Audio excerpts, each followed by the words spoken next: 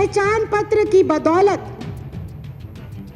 एक तड़ी पार व्यक्ति इस देश का गृह मंत्री बन जाता है। मैंने नाम नहीं लिया, मैंने नाम नहीं लिया, मैंने नाम नहीं लिया, मैंने नाम नहीं लिया। आप मेरी तरफ उंगली ना करें, मेरी तरफ उंगली ना करें। एक चाय वाला, एक चाय वाला, एक चाय वाला, एक चाय वाला, एक चाय वाला, एक चाय वाला इस लोकतंत्र के अंदर एक वोट के अधिकार से सीधा चाय वाले से प्रधानमंत्री बन जाता है। उस वोटर आईडी कार्ड की कोई अहमियत नहीं। क्या बात करते हो, क्या बात करते हो? आपने अति गंभीर और अति महत्वपूर्ण मुद्दे पर मुझे बोलने का आज विधानसभा में मौका दिया है और पिछले 2.5-3 घंटे से जो ये चर्चा चल रही है इसमें मुख्य तौर पर सभी साथियों ने अपनी बात उदाहरण सहित, आंकड़ों सहित रखी है।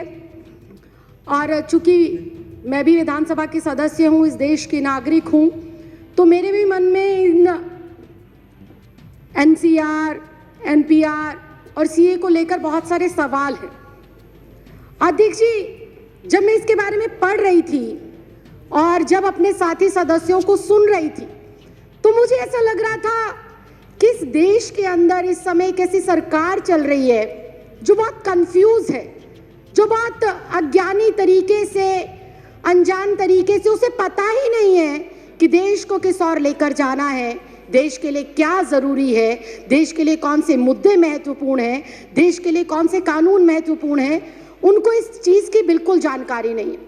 बहुत ही अजीब से लोग इस देश के केंद्र की सत्ता के ऊपर बैठकर अजीबोगरीब फैसले ले रहे हैं। जो इस देश में अभी तक विदेशी कहे जा रहे हैं उनको ये नागरिकता दे रहे हैं बिना किसी कॉमा, फुल स्टॉप के। और इस देश के अंदर जो सदियों से, दशकों से रह रहे हैं उनको ये कहते हैं कि अगर तुम इस देश के नागरिक हो तो तुम्हें कागजात देने पड़ेंगे, तुम्हें प्रूफ करना पड़ेगा कि तुम इस देश के नागरिक हो। ये अजीब विडंबना है। हमारे पास वोटर आईडी कार्ड है, हमारे पास आधार कार्ड है, हमारे पास पैन कार्ड है, हमारे पास पासपोर्ट है, उनको ये हमारे कागज नहीं मानते। जिस वोटर आईडी कार्ड से इनको सत्ता में चुनकर भेजा गया, जिस वोटर आईडी कार्ड से ग्राम पंचायत हो, निगम का चुनाव हो, विधानसभा का चुनाव हो या देश की सर्वोच्च संस्था लोकसभा का चुनाव हो, जिस वोटर आईडी से देश के 128 करोड़ लोग इनको चुनकर भेजते हैं, उस वोटर आईडी कार्ड को भी ये हमारा सबूत के तौर पर मानने को तैयार नहीं। बहुत ही हास्यास्पद बात है कि जिस पहचान पत्र की बदौलत एक तड़ी पार व्यक्ति इस देश का गृह मंत्री बन जाता है। मैंने नाम नहीं लिया, मैंने नाम नहीं लिया, मैंने नाम नहीं लिया, मैंने नाम नहीं लिया, मैंने नाम नहीं लिया। ये बहुत ही हास्यास्पद है, ये बहुत ही हास्यास्पद है। ये ऑन रिकॉर्ड है, ये ऑन रिकॉर्ड है, ये ऑन रिकॉर्ड है, ये ऑन रिकॉर्ड है। मैंने नाम नहीं लिया। आप अपना भाषण जारी रखिए ना। मैंने नाम नहीं लिया। आप अपनी बात जारी रखिए। मैं अध्यक्ष जी यही कह रही हूँ, मैं अध्यक्ष जी, आप मेरी तरफ उंगली ना करें, मेरी तरफ उंगली ना करें। सारे प्रिविलेज का मामला है। पहले उन्होंने मेरी तरफ उंगली करी क्यों? अपनी बात कहते रहिए। अध्यक्ष जी, मैं बहुत शांति से और शालीनता से ये कह रही हूँ कि जिस पहचान पत्र की बदौलत एक आम साधारण नागरिक एक तड़ी पार को चुनकर देश का गृह मंत्री बना सकता है। एक चाय वाला, एक चाय वाला, एक चाय वाला, एक चाय वाला, एक चाय वाला, एक चाय वाला इस लोकतंत्र के अंदर एक वोट के अधिकार से सीधा चाय वाले से प्रधानमंत्री बन जाता है। उस वोटर आईडी कार्ड की कोई अहमियत नहीं। क्या बात करते हो, क्या बात करते हो? और मैंने किसी का नाम नहीं लिया। आपको कोई आपत्ति है, आप माननीय अध्यक्ष जी से बात करें। आपको कोई आपत्ति है, आप माननीय अध्यक्ष जी। तड़ी पार कौन है? तड़ी पार कौन है? तड़ी पार कौन है? चाय वाला कौन है? तड़ी पार कौन है? तड़ी पार कौन है? चाय वाला मैंने कुछ नहीं कहा, मैंने किसी का नाम भी नहीं लिया। आप क्यों इतना आग बबूला हो रहे हैं? इतना आग बबूला क्यों हो रहे हैं? इतनी गर्माहट क्यों? इतनी गर्माहट क्यों?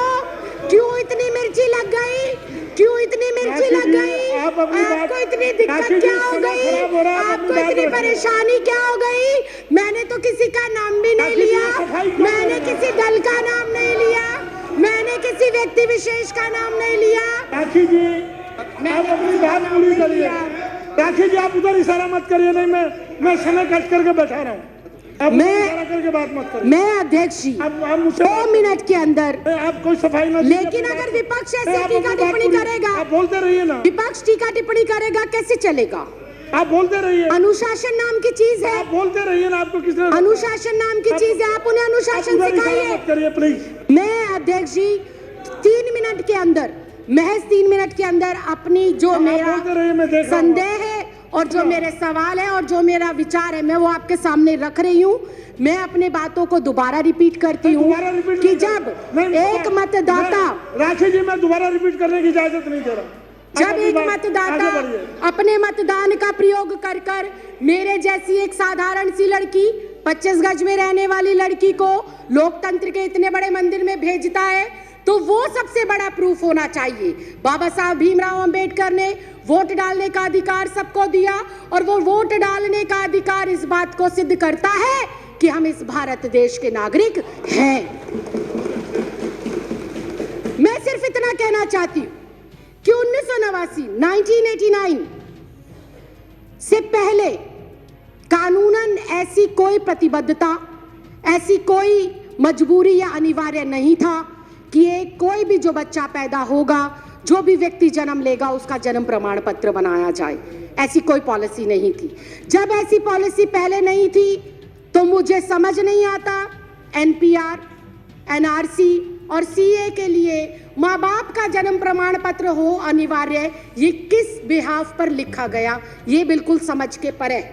और फिर एक बार फिर से विपक्ष को हो सकता है मेरी बातों से आघात पहुंचे, लेकिन ये कटु सत्य है कि अगर ये कंपलसरी है कि एनपीआर, एनआरसी और सीए के लिए अपने अपने माता पिता का जन्म प्रमाण पत्र दिखाना जरूरी है, तो क्या हमारे देश के माननीय प्रधानमंत्री अपने माता पिता का जन्म प्रमाण पत्र दिखा पाएंगे?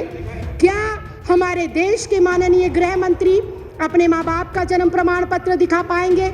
क्या हमारे इस देश के रक्षा मंत्री हमारे जो ये एनसीआर, एनपीआर और सीए है, इसके माध्यम से अपने माँ बाप का जन्म प्रमाण पत्र दिखा पाएंगे?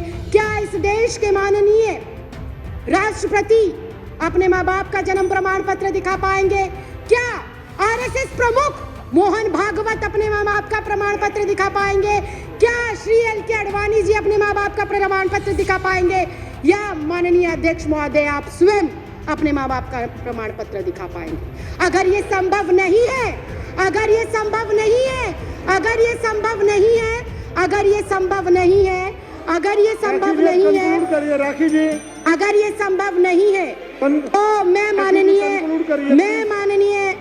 माननीय अध्यक्ष महोदय सिर्फ इतना कहना चाहती हूँ कि जब बीजेपी का शीर्ष नेतृत्व, केंद्र में बैठे मंत्रिमंडल, प्रधानमंत्री, गृह मंत्री अपने माँ बाप का बर्थ सर्टिफिकेट नहीं दिखा सकते, तो क्या उन्हें, मैं कंक्लूड ही कर रही हूँ सर, क्या उन्हें डिटेंशन सेंटर भेजा जाएगा? अगर वो लोग डिटेंशन सेंटर नहीं जाएंगे तो इस देश का आम गरीब मजलूब परिवार का सदस्य क्यों डिटेंशन सेंटर जाएगा? ये सवाल आज इस लोकतंत्र के मंदिर में मैं आपके माध्यम से केंद्र सरकार से पूछना चाहती हूँ। अध्यक्ष जी मुझे 2 मिनट दे दीजिए, मैं अपनी बात को खत्म कर रही हूँ। अध्यक्ष जी मुझे ऐसा लगता है कि एनपीआर, एनआरसी और सीए महज देश की जनता को भटकाने के लिए एक हथियार के रूप में केंद्र सरकार आजमा रही है और भटकाना चाहती है। वो अपनी नाकामियों से जनता को, नोटबंदी से देश को भटकाना चाहती है, जीएसटी की जो अभी मार पड़ी है व्यापारियों के ऊपर, उससे देश की जनता को वो भटकाना चाहती है। बेरोजगारी जो पिछले 45 सालों के अंदर सर्वोपरि आंकड़ा इस साल में आया है, उससे देश की जनता को भटकाने के लिए हथियार के रूप में इसका प्रयोग हो रहा है। राइफल सौदा हो गया, दलितों पर अत्याचार हो गया, अर्थव्यवस्था किस तरह से चरमराई हुई है। अध्यक्ष जी, मैं एक लाइन कहकर सर, मैं भी रिक्वेस्ट कर रही हूँ, फाइनल क्लोजिंग लाइन कहकर मैं जो है अपनी बात को विराम देती हूँ कि अध्यक्ष जी, ये जो भाजपा सरकार है, ये एक संकीर्ण मानसिकता की सरकार है।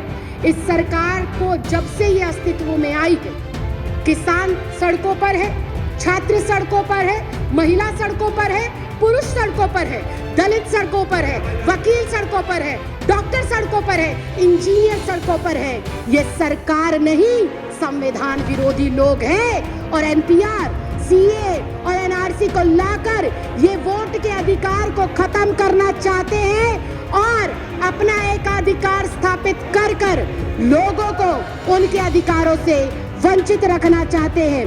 माननीय अध्यक्ष, मैं आपके माध्यम से ये कहना चाहती हूँ, माननीय मंत्री श्री गोपाल राय जी ने जो अपना प्रस्ताव रखा है, इस सदन की सदस्य होने के नाते, इस देश की नागरिक होने के नाते, मैं आज यहाँ से आपसे विनम्र प्रार्थना करती हूँ कि मैं इस प्रस्ताव का समर्थन करती हूँ और दिल्ली में इसको कतई भी किसी भी सूरत में लागू नहीं करना चाहिए। आपने मुझे बोलने का मौका दिया, इसके लिए बहुत बहुत धन्यवाद, बहुत बहुत आभार। जय हिंद, जय भारत।